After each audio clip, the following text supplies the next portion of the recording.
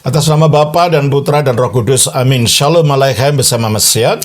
Selamat bertemu kembali saudara dengan saya, Episkop Daniel dari Nikopolis, pendiri dan pemimpin dari Gereja Ortodoks Indonesia. Kita akan melanjutkan acara kita, yaitu menjawab pertanyaan yang saudara sudah kirim kepada saya. Tapi sebelumnya saya mau mengingatkan kembali untuk saudara-saudara yang belum sempat memperhatikan pengumuman saya minta supaya saudara, terutama para pimpinan komunitas ortodoks yang ada di mana-mana, untuk membeli buku ini, karena ini sangat berguna untuk tujuan saudara membimbing umat dan juga mengajar umat. Dan untuk saudara-saudara yang lain yang ingin mengetahui bukan hanya dogma gereja ortodoks, tetapi ibadah dan makna-maknanya secara alkitabiah mengenai ibadah ortodoks, saudara bisa membeli buku ini. Dan saudara bisa pesan kepada Ibu Theodora yang teleponnya ada di bawah video ini. Terima kasih. Nah, kali ini pertanyaan berasal dari saudara Paulus Intofaot yang tinggal di Salatiga. Dia bertanya mengenai apa artinya takut akan Allah. Bagaimana takut akan Allah itu? Itu yang ditanyakan oleh saudara Paulus Intofaot. Saudara Paulus, di dalam Alkitab kita dapat menemukan nuansa-nuansa tentang rasa takut akan Tuhan ini. Dan ada dua nuansa, yaitu takut yang berdosa dan takut yang benar. Dan ini suatu pemahaman yang memang di dalam sejarah gereja, banyak bapak-bapak gereja yang telah menjelaskan makna daripada takut akan Tuhan itu. Untuk takut kepada Tuhan secara benar adalah mengasihi Dia dan menaruh harapan kepada kesetiaannya yang tidak pernah bergoyah. Dan di dalam Alkitab juga kita temukan bahwa takut akan Tuhan itu mempunyai implikasi vertikal dengan hubungan kita dengan Allah, maupun implikasi secara horizontal dalam hubungannya kita dengan sesama. Nah, kalau gitu, apakah takut akan Allah? Takut akan Allah itu adalah mengasihi Allah. Coba kita baca dalam Mazmur 145 ayat 19-20. Ia melakukan kehendak orang-orang yang takut akan Dia. Menggenapi atau memenuhi kehendak orang-orang yang takut akan Dia. Mendengarkan teriak mereka, minta tolong dan menyelamatkan mereka. Tuhan menjaga semua orang yang mengasihi. Nah, takut akan Dia, mengasihi akan Dia, terus? Tetapi semua orang fasik akan dibinasakan. Semua orang fasik, yaitu orang yang tidak mencintai Allah, orang yang tidak takut akan Allah, akan dibinasakan. Jadi, takut dan mengasihi Allah itu bekerja bersama-sama. Itu juga dilihat ketika Allah memberikan hukum Taurat kepada Israel, bangsa Israel pada zamannya Musa, untuk menunjukkan kepada mereka bagaimanakah mereka harus hidup sebagai umat perjanjian Allah. Kita baca di dalam Ulangan pasal 6 ayat 1-9. Inilah perintah, yakni ketetapan dan peraturan yang aku ajarkan kepadamu atas perintah Tuhan Allahmu untuk dilakukan di negeri kemana kamu pergi untuk mendudukinya. Supaya seumur hidupmu, engkau dan anak cucumu takut akan Tuhan. Takut akan Tuhan, terus? Allahmu, dan berpegang pada segala ketetapan dan perintahnya yang kusampaikan kepadamu, dan supaya lanjut umurmu. Maka dengarlah hai orang Israel, lakukanlah itu dengan setia, supaya baik keadaanmu, dan supaya kamu menjadi sangat banyak. Seperti yang dijanjikan Tuhan Allah nenek moyangmu kepadamu di suatu negeri yang berlimpah-limpah susu dan madunya. Dengarlah hai orang Israel, Tuhan itu Allah kita, Tuhan itu Esa. Kasihilah Tuhan Allah. Kasihilah. Jadi takut akan Tuhan itu menjalankan perintah-perintahnya. tidak melanggar perintah-perintahnya. Dan itu adalah juga bentuk kasih kepada Tuhan. Maka antara takut dan kasih ini bekerja bersama-sama. Kasihlah Tuhan Allahmu, terus Kasihlah Tuhan Allahmu dengan segenap hatimu dan dengan segenap jiwamu dan dengan segenap kekuatanmu. Apa yang kuperintahkan kepadamu pada hari ini haruslah engkau perhatikan. Haruslah engkau mengajarkannya berulang-ulang kepada anak-anakmu dan membicarakannya apabila engkau duduk di rumahmu, apabila engkau sedang dalam perjalanan, apabila engkau berbaring, dan apabila engkau bangun. Haruslah juga engkau mengikatkannya sebagai tanda pada tanganmu, dan haruslah itu menjadi lambang di dahimu. ya. Dan juga kita baca dalam Ulangan 10 ayat 12-13. Maka sekarang, hai orang Israel, apakah yang diminta daripadamu oleh Tuhan Allahmu selain dari takut akan Tuhan? Selain dari takut akan Tuhan Allahmu, terus Hidup menurut segala jalan. nah, hidup menurut segala jalannya. Jadi kalau kita takut akan Tuhan, itu bukan seperti takut pada macan atau takut pada hantu atau takut pada binatang buas, bukan. Takut di sini takut untuk melanggar perintah Allah, takut karena kita kagum yang mendalam dan hormat yang mendalam terhadap raja segala raja ini. Sehingga kita tidak mau untuk tidak memperkenankan dia melalui tindakan-tindakan kita yang melanggar perintahnya. Kita takut untuk melakukan itu. Terus, Maka sekarang, hai orang Israel, apakah yang dimintakan daripadamu oleh Tuhan Allahmu selain dari takut akan Tuhan Allahmu? Hidup menurut segala jalan yang ditunjukkannya, mengasihi dia, terus beribadah kepada Tuhan Allahmu dengan segenap hatimu dan dengan segenap jiwamu, berpegang pada perintah dan perintah-perintah dan ketetapan Tuhan yang kusampaikan kepadamu pada hari ini supaya baik keadaan. Ya, pada intinya, pada akhirnya kalau gitu, kalau kita takut pada Tuhan, itu dasarnya kita cinta pada Tuhan. Kalau kita cinta pada sesama, kan kita tidak mau menyakiti hati sesama dengan melanggar perjanjian kita dengan Dia. Dan caranya kita tidak mendukakan hati Tuhan adalah dengan berjalan menurut semua perintah-perintahnya.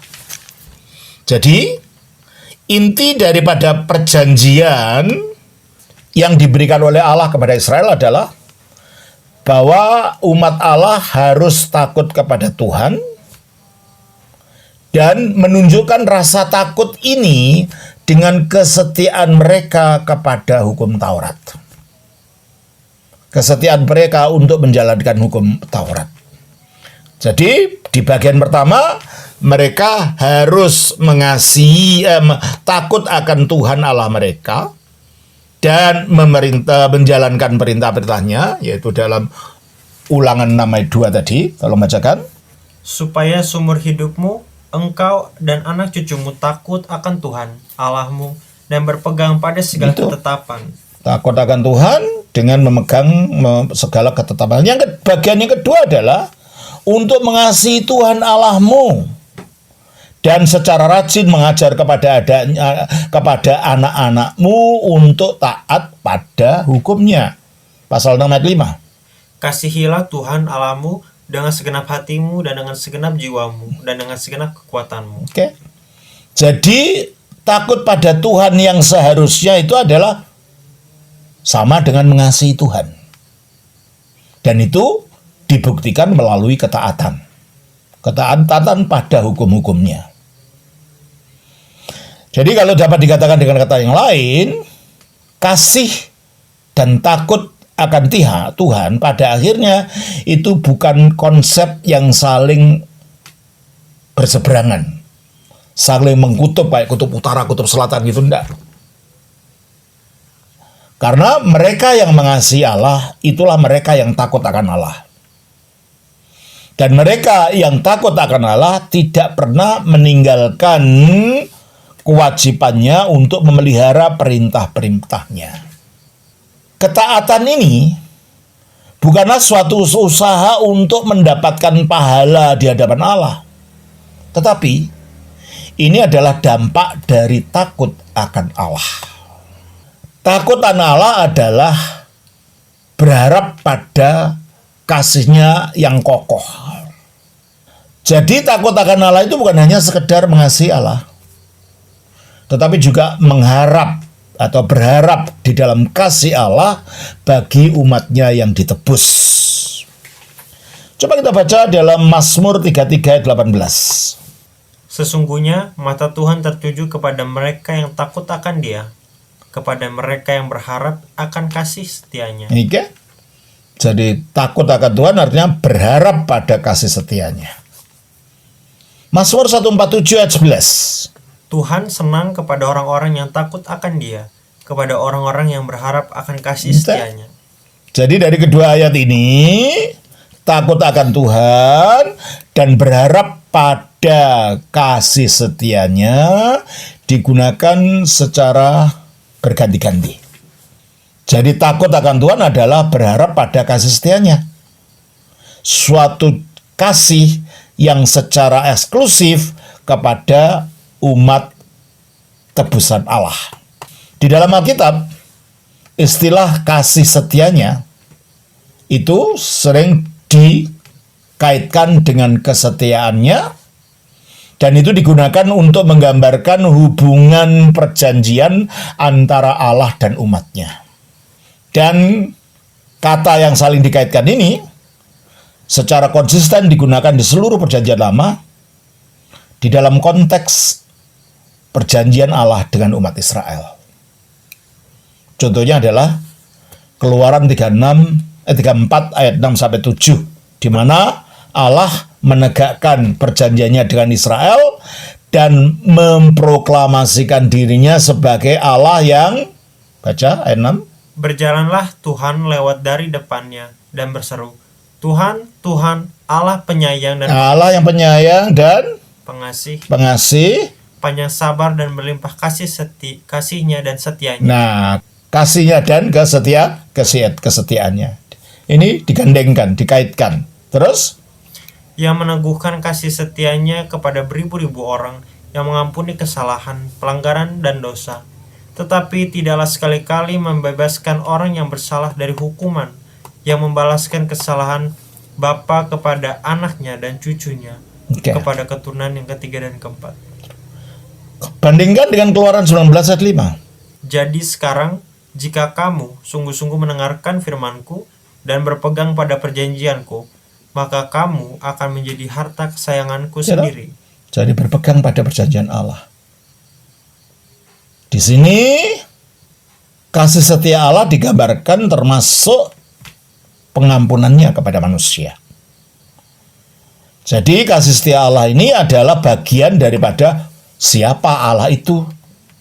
Dan dengan mengikat dirinya sendiri di dalam suatu perjanjian dengan Israel dan menjamin mereka akan kasih setianya tadi, maka umat Allah itu mempunyai harapan kepada kasih setianya Allah itu.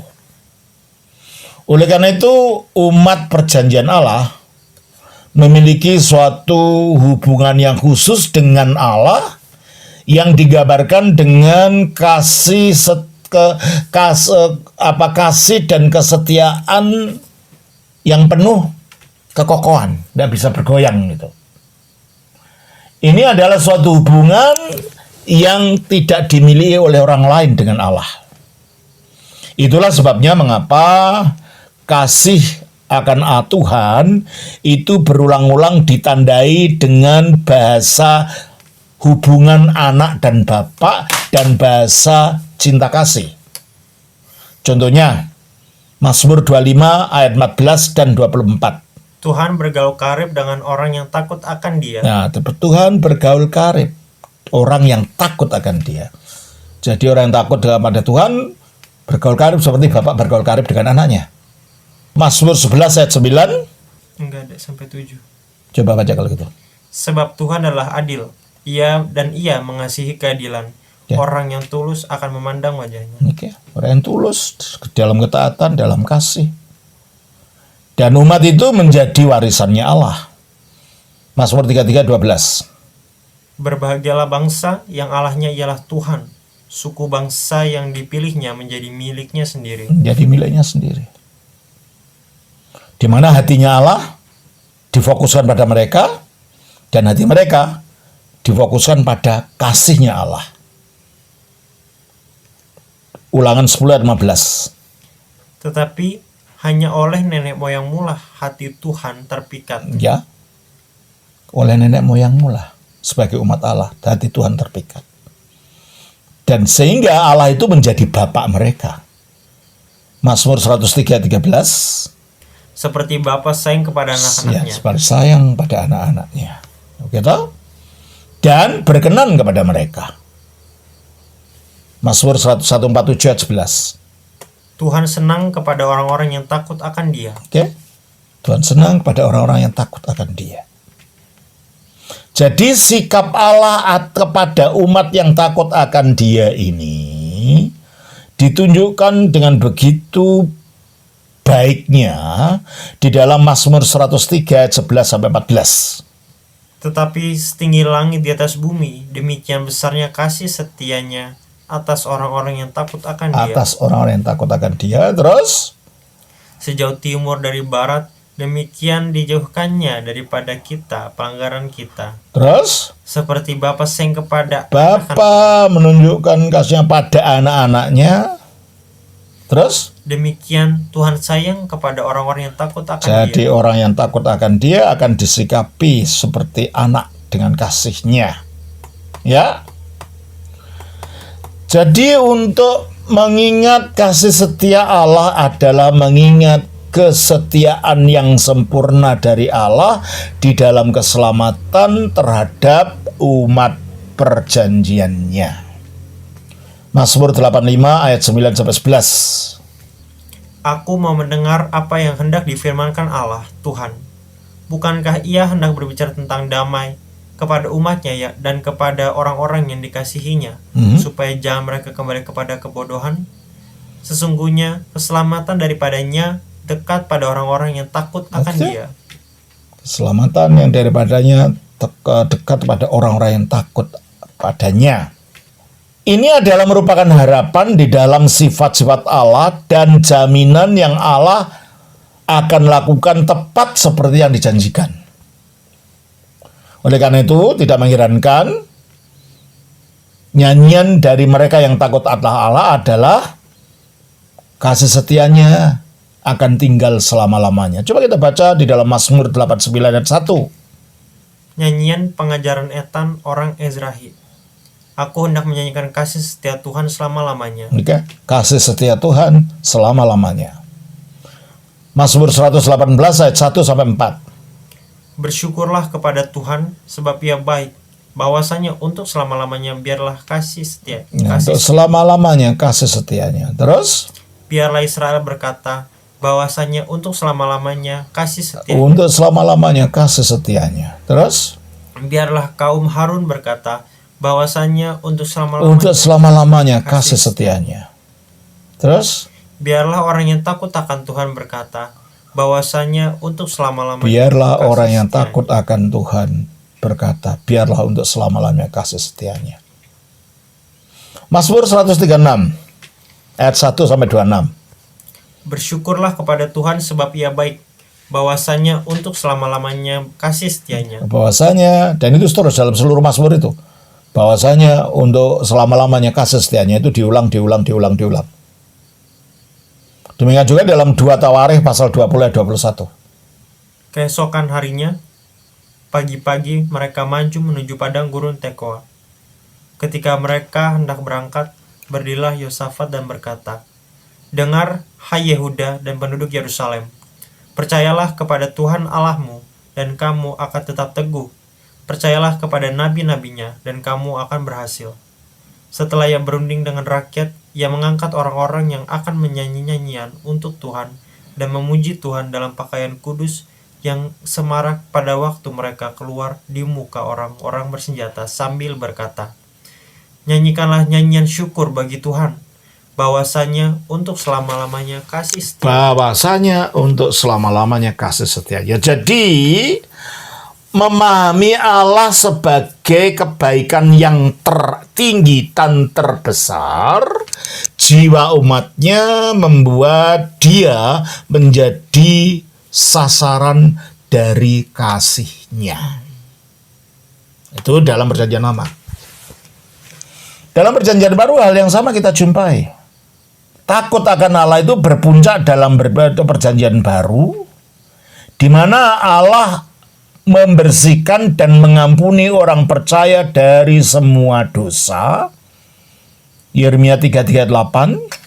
Aku akan mentahirkan mereka dari segala kesalahan yang mereka lakukan dengan berdosa terhadap aku, dan aku akan mengampuni segala kesalahan yang mereka lakukan dengan berdosa dan dengan memberontak terhadap aku. Dan kota ini akan menjadi pokok kegirangan. Dan akhirnya Allah juga memberikan rasa takut kepada mereka, orang-orang ini. Yeremia 32 ayat 38-40.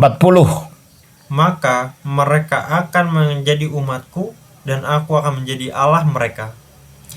Aku akan memberi mereka satu hati dan satu tingkah langkah, sehingga mereka takut kepadaku sepanjang Takut masa. pada takut di dalam hatinya, terus Untuk kebaikan mereka dan anak-anak mereka yang datang kemudian. Aku akan mengikat perjanjian kekal dengan mereka, bahwa aku tidak akan membelakangi mereka, melainkan akan berbuat baik kepada mereka.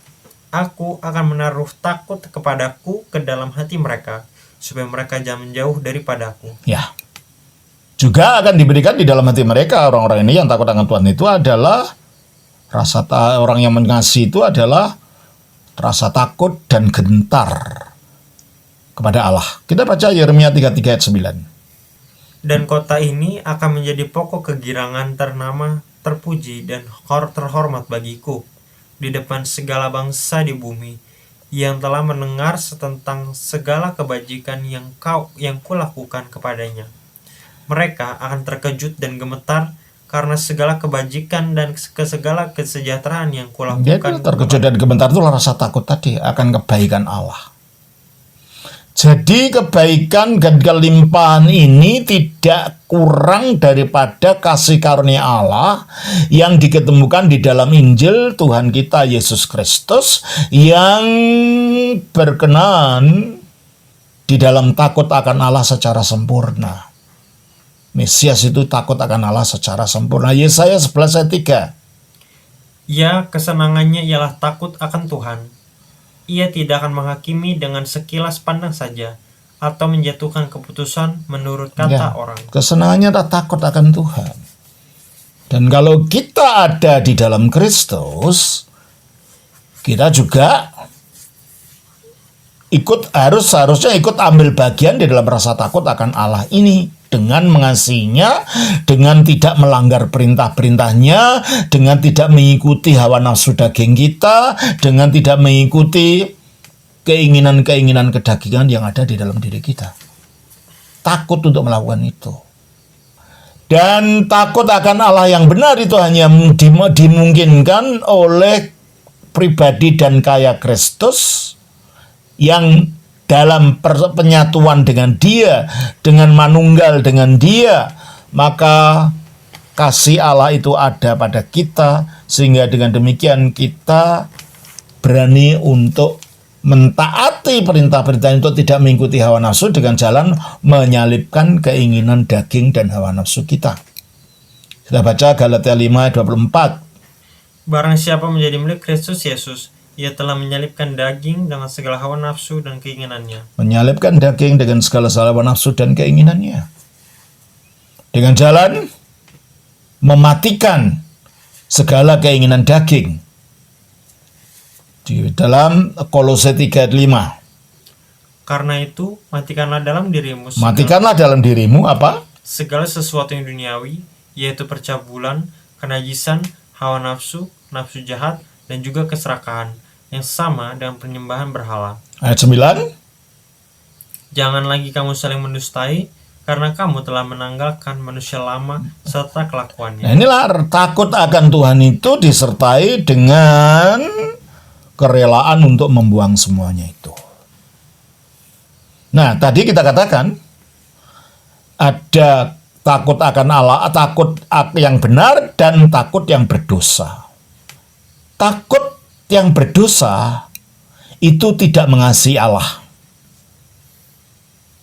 dan memahami secara keliru sifat-sifat Allah. Dan takut yang berdosa ini mendorong orang berdosa jauh dari Allah di dalam satu dari dua cara ini. Yang pertama, lari dari Dia sama sekali dalam suatu pemberontakan yang nyata. Sudah malas berdoa, malas pergi ke gereja, malas melakukan hal-hal yang bersifat rohani. Pokoknya dia sudah tidak peduli lagi akan hal-hal yang ilahi. Ini adalah takut. Ini adalah efek daripada takut tanpa kasih. Ya. Yang kedua, dengan mengambil bentuk luar keagamaan tanpa rasa senang melakukannya. Ya, tetap ke gereja, tetap baca kitab suci, tapi tidak ada sukacita dari dalam melakukannya itu. Dan takut yang demikian ini memberikan kepada orang cara pikir seperti seorang budak yang ragu-ragu, yang mentaati tuannya bukan karena kasih, tetapi hanya takut supaya tidak dipukul. Takut neraka, takut ini, takut itu takut yang salah. Takut tidak diberkati, bukan karena kasih itu. Ya, itu adalah takut yang berdosa. Kita baca 1 Samuel 12 ayat 18. Lalu berserulah Samuel kepada Tuhan, maka Tuhan memberikan pada hari itu guruh dan hujan, sehingga sangat takutlah seluruh bangsa itu kepada Tuhan dan kepada Samuel. Berkatalah seluruh bangsa itu kepada Samuel, berdoalah untuk hamba-hambamu ini kepada Tuhan Allahmu, supaya jangan kami mati, sebab dengan meminta raja bagi kami menambah dosa kami dengan kejahatan. Jadi orang Israel ini takut akan Allah karena kuasanya, karena halilintar dan lain-lain. Tetapi mereka tidak memiliki rasa takut yang benar kepada Allah, yang menuntun mereka kepada ketaatan yang sepenuh hati. Mereka yang tidak mempunyai rasa takut akan Allah, atau yang takut akan Allah secara salah, tidak datang kepadanya di dalam rasa takut sebagai anak dan di dalam keintiman. Orang yang demikian akan dihakimi. Mereka menunggu hari penghakiman, di mana mereka akan takut akan penghukuman itu atas dosa-dosa dosanya. Coba kita baca Wahyu 6 ayat 15 sampai 17. Dan raja-raja di bumi dan pembesar-pembesar serta perwira-perwira dan orang-orang kaya serta orang-orang berkuasa dan semua budak serta orang merdeka bersembunyi ke dalam gua-gua dan celah-celah batu karang di gunung. Dan mereka berkata kepada gunung-gunung dan kepada batu-batu karang itu, runtuhlah menimpa kami dan sembunyikanlah kami terhadap Dia yang duduk di atas tahta dan terhadap murka anak domba itu. Dia takut hanya pada murkanya, bukan takut karena kasih. Ini takut yang salah. Jadi kita telah melihat bahwa takut akan Allah secara benar itu artinya mengasihi Allah dan berharap di dalam kasih Allah yang dinyatakan di dalam ketaatan pada perintah-perintahnya. Jadi ini bukan suatu perbedaan teologis yang abstrak, tetapi merupakan sikap hati yang penting yang memiliki implikasi dalam kehidupan secara nyata. Akibat-akibat daripada takut akan Allah itu banyak sekali. Dan itu nampak di dalam kehidupan orang percaya, baik secara vertikal hubungan kita dengan Allah, maupun secara horizontal dengan sesama. Dan di samping itu, ada akibat-akibat negatif pada mereka yang tidak takut akan Tuhan. Dampak daripada hubungan vertikal dengan Allah adalah mereka yang takut akan Allah tidak perlu takut dalam kehidupan ini. Lukas 12 ayat 5-7. Tidak khawatir ini, khawatir itu. Karena dia percaya pada kesetiaan Allah tadi kan. Lukas 12 ayat 5-7. Aku akan menunjukkan kepada kamu siapakah yang harus kamu takuti. Takutilah dia yang telah mempunyai kuasa untuk melemparkan orang ke dalam neraka. Oke, takutlah pada dia. Jadi tidak usah takut apa-apa. Takut pada Allah saja. Dan takut pada Tuhan mengakibatkan di dalam hati orang percaya dan mempercayakan diri kepada Allah. Baca aja di rumah ya, sendiri. Keluaran 14 ayat 28-31. Mazmur 115 ayat 11. Yesaya 50 ayat 10. Kejadian 22 ayat 10-14. Dan orang yang takut akan Allah memiliki keselamatan. Yesaya 33 ayat 5-6. Lukas 23 ayat 39-43. Kisah Rasul 13 ayat 26, Mazmur 85 ayat 9. Karena dosa-dosa mereka diampuni dan mereka menerima belas kasihan. Mazmur 25 ayat 11-15, Lukas 1 ayat 50. Keselamatan ini mengakibatkan sukacita. Amsal 10 ayat 28 dan kekokohan keyakinan. Amsal 14 ayat 10 dan kerendahan hati. Amsal 15 ayat 33, Amsal 22 ayat 4. Mereka bersukacita mengingat karya keselamatan Tuhan. Ulangan pasal 14 ayat yang ke-23-26, Mazmur 118 ayat 11, dan mereka mengaturkan syukur kepada Tuhan. Mazmur 111 ayat 12, melimpah dalam penyembahan. Mazmur 135 ayat 20, Wahyu 14 ayat 7, dan berdiri dalam rasa kagum terhadapnya. Penuh pesona, yang penuh hormat. Mazmur 22 ayat 24, Mazmur 33 ayat 8. Di samping itu, orang yang takut akan Tuhan benci pada kejahatan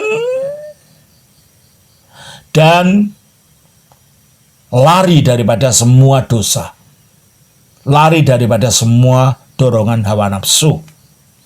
Ayub 28 ayat 28, Mazmur 34 ayat 11-18, Yosua 24 ayat 14, Amsal 3 ayat 7, Amsal 8-3 ayat 13, Amsal 23-17, Ayub 1 ayat 1 dan 8.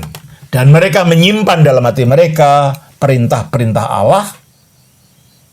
Amsal 2 ayat 1, dan bersukacita taat melaksanakan perintah-perintah tadi. Mazmur 112 ayat 1, Ulangan 6 ayat 1-9, Ulangan 10 ayat 12-22, 1 Samuel 12 ayat 13-18, Mazmur 112 ayat 1, Mazmur 128 ayat 1, Amsal 14 ayat 2, Yesaya 50 ayat 10, Kejadian 22 ayat 12, Keluaran 18 ayat 21-22. Mereka memelihara perintah firman Allah dekat sekali di dalam hati mereka. Ulangan 6 ayat 1-9, Ulangan 17 ayat 18-20, Ulangan 31 ayat 9-13, dan mereka dipuaskan. Amsal 19 ayat 23, serta diberkati. Mazmur 115 ayat 13, Mazmur 128 ayat 1, Amsal 28-14. Dan lebih indahnya lagi, mereka yang takut akan Allah akan berada pada perjamuan kawin anak domba di akhir zaman, karena mereka akan menjadi mempelai perempuan anak domba itu. Wahyu 19 ayat 9. Nah, ini adalah hubungan secara vertikal. Nah, sekarang hubungan horizontal dengan orang lain gimana? Orang takut akan Tuhan juga mempunyai dampak horizontal dalam hubungannya dengan sesama manusia. Mereka yang memiliki damai dengan Allah, Mazmur 85:8, akan mencari damai dengan orang lain. Mazmur 34:14. Mereka tidak berusaha untuk menyenangkan orang, tetapi bertujuan untuk menyenangkan Allah. Dan ini pada akhirnya berakibat di dalam pelayanan yang amat bagus kepada sesama. Kolose 3:22. Mereka akan mengasihi sesama mereka. Ulangan 10:19. Seluruh hidup mereka adalah hidup yang berjalan di dalam takut akan Tuhan. Kisah Rasul 9:31. Dan berakibat di dalam pemberitaan Injil melalui kehidupan mereka kepada orang-orang yang terhilang. 2 Korintus 6:11. Dan menolong umat Allah yang di dalam kebutuhan. 1 Raja-Raja 18:3-4. Kisah Rasul pasal 2:45. Takut akan Tuhan juga mempunyai akibat yang sangat penting bagi siapa juga saja yang melayani Tuhan di dalam gerejanya, baik sebagai gembala maupun sebagai umat yang ikut aktif di dalam pelayanan gereja. Nah, saudara, itulah jawaban mengenai pertanyaanmu, apa itu artinya takut akan Allah. Kiranya bermanfaat. Dan kiranya Tuhan berkatimu. Shalom. Nama Bapa, Putra, Roh Kudus. Amin.